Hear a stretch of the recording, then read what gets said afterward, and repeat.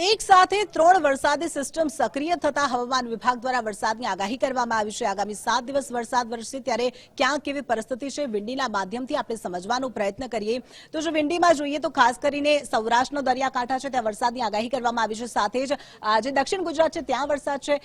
આજનો દિવસ છે, આજના દિવસે વિંડીમાં ક્યાં વરસાદ વરસી શકે આપણે જોઈએ। ભાવનગરમાં આજે વરસાદ થઈ શકે છે। ભાવનગરમાં 8.9 ઇંચ જેટલો વરસાદ વરસી શકે છે।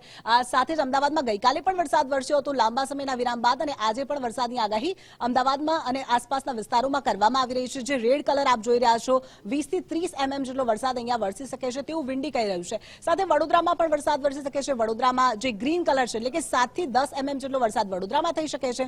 ભરૂચમાં પણ વરસાદની આગાહી કરવામાં આવી છે। તે જ પ્રકારે રાજપીપળામાં પણ વરસાદ થઈ શકે છે। 8.1 ઇંચ જેટલો વરસાદ રાજપીપળામાં વરસી શકે છે।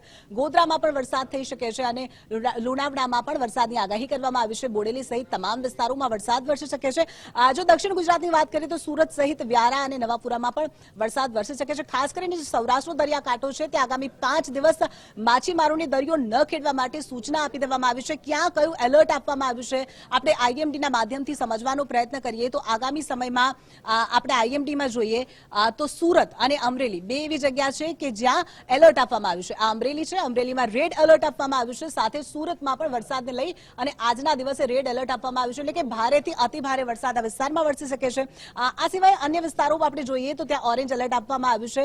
આ વિસ્તાર અને અહીંયા પણ ઓરેન્જ એલર્ટ અને તે સિવાય રાજ્યભરમાં તમામ વિસ્તારોમાં યલો એલર્ટ આપવામાં આવ્યું છે એટલે કે આ તમામ વિસ્તારોમાં છૂટો છવાયો ક્યાંક વરસાદ વરસી શકે છે પરંતુ અમરેલી અને સુરતમાં ભારેથી અતિ ભારે વરસાદ વરસી શકે છે।